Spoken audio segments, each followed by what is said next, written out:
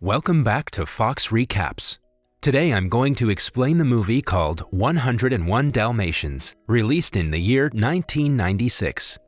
Roger Dearly is an American video game designer who lives with his pet Dalmatian Pongo in London. Pongo wakes up every day earlier than his master and prepares his shower before finally waking him up. The dog also knows how to open the main door and pick up milk deliveries. Elsewhere in London, a fashion designer named Anita Campbell Green lives with her female Dalmatian Purdy. Meanwhile, the city of London is currently rocked by the disappearance of a white Siberian tiger from the city's main zoo.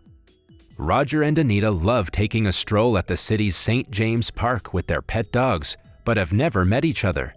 At the work front, Roger is struggling to come up with a cool villain for his video game, while Anita is busy churning out designs for her boss Cruella de Vil's fashion label, The House of de Vil. Cruella is a pampered and glamorous woman who has a deep passion for fur. It is hard to impress Cruella, but one day, Anita's design catches her attention. It is a design of a coat made with spotted fur inspired by Anita's Dalmatian. Cruella also notices Purdy's picture on Anita's desk and invites her to her office. Cruella is intrigued by the idea of making garments out of actual Dalmatians and finds it amusing that it would seem as if she was wearing Anita's dog. Afraid of losing a talented designer like Anita, Cruella asks if Anita has been propositioned by other fashion houses. However, Anita assures her that she would only leave the House of de Vil to have children and not for other fashion labels. One day, Pongo lays his eyes on Purdy for the first time at the park. He is instantly smitten and starts chasing after her, dragging his master Roger with him. Pongo eventually catches up to his crush, but Roger struggles to keep up and ends up falling into a fountain. When Roger comes out of the fountain, he sees his dog playing with his crush. He introduces himself to Anita and the two instantly like each other. However, Roger suppresses his feelings and parts ways. However, Purdy refuses to let Pongo go, and she starts following, dragging Anita with her. The chase ends in Anita falling into the pond. Roger rescues her and takes her and Purdy back home with her. Seeing Purdy and Pongo so in love with each other, they realize that they can't separate the two without breaking their hearts. Roger accidentally asks her if she would love a cup of marriage instead of tea, but Anita replies without thinking much, "I do." They both realize that they like each other and they decide to get married along with Purdy and Pongo. Meanwhile, Cruella's henchmen Jasper and Horace are covertly meeting with a man named Mr. Skinner that hands them a bulky suitcase. They take it to Cruella and it turns out that it contains a rug made of skin of the female white tiger named Su Ling that went missing from the London Zoo. Cruella is elated to receive the rug. Anita soon learns that Purdy is pregnant, and so is she, much to her shock. She hires her childhood nanny to help her around the house. After learning about Anita's marriage, Cruella pays her a visit. The latter is bummed about Anita's pregnancy, but she is elated to learn that her Dalmatian is also pregnant. Several weeks later, Purdy gives birth to a litter of 15 puppies. However, one of the puppies stops breathing. Roger refuses to let the puppy go and keeps petting it until it starts breathing. Excited, the nanny names the puppy Lucky. Roger, Pongo, and Anita are jubilant about the puppies, but unbeknownst to them, Cruella has deployed Jasper and Horace outside their home to keep an eye on them. They relay the news of the puppy's arrival to Cruella, and she immediately rushes to Anita's home. She barges into their home, but only to learn that the puppies are white as snow and with no black spots. However, Anita tells her that the spots won't appear until later. Relieved, Cruella tells Anita to pack the puppies for her, but Anita tells her that the puppies need to be with their mother for several weeks. Becoming increasingly impatient, Cruella offers Roger and Anita £7,500 for the puppies, but they refuse to sell the puppies. Enraged, Cruella dismisses Anita and vows revenge against her and Roger. Months pass by. The puppies have grown bigger in size and the nanny buys belts for all of them. Horace and Jasper continue to keep an eye on the family, and one evening, when Anita and Roger go out with Purdy and Pongo, the two henchmen break into their home. They lock the old nanny inside a closet and steal the puppies.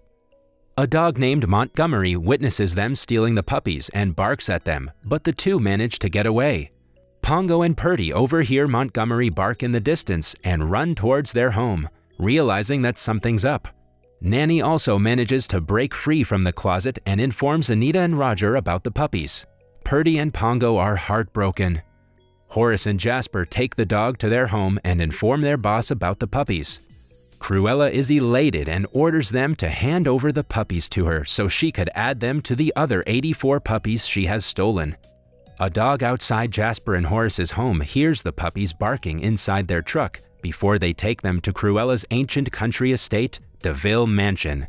Unbeknownst to them, the dog follows them to the villa. Meanwhile, Anita and Roger notify the Metropolitan Police but aren't expecting much from them. With the family devastated at the loss of the puppies, Pongo uses the Twilight bark to carry the message via the dogs and other animals of Great Britain. By next morning, Pongo hears back from the other animals and he ventures out with his partner to rescue their babies. Anita and Roger try to stop them, but without success. At the DeVille Mansion, the dog tries to sneak into the property through the roof, but ends up skidding from the snow. Jasper hears the dog falling from the roof, but Horace assures him that he's just imagining things. The dog manages to find an alternate way into the house. It also finds the puppies locked inside a room. Using an air vent, the dog manages to reach the puppies, much to their jubilation.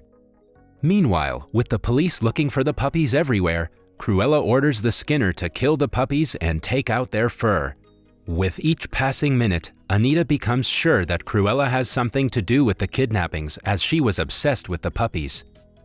At the DeVille Mansion, a woodpecker and a bunch of other animals help the dog distract Jasper and Horace as it sneaks the puppies out into the roof. However, the henchman notices Lucky and run after them. But before they could get to them, the duo slip on Lucky's urine. The dog grabs the puppies by their neck and drops them into the drain pipe to help them get to ground level safely.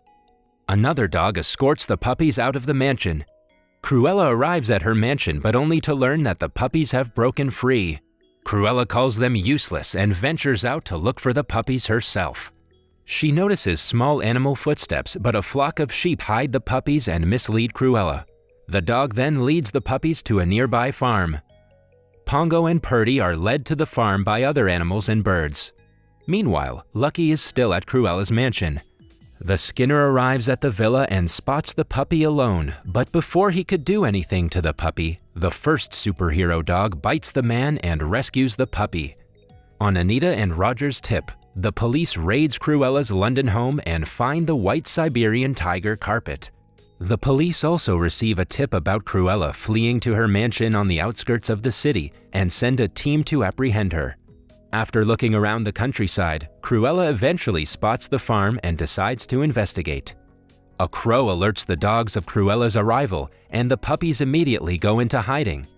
When the evil villainess tries to peep inside the mansion, a horse kicks her out along with the farm's door. Cruella refuses to back down and again goes back inside the farm. The animals again set up a trap for her. After trapping her with a heavy pig, the animals again flee.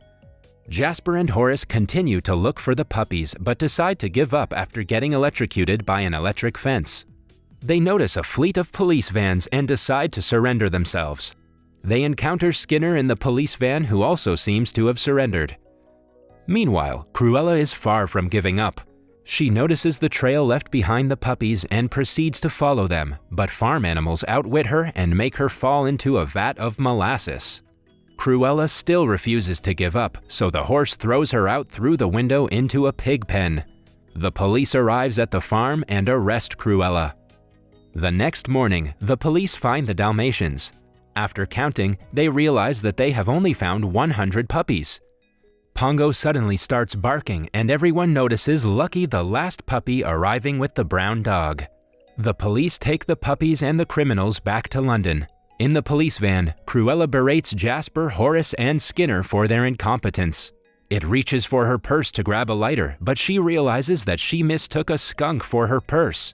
The skunk sprays them with its stinky spray as they scream in horror and disgust.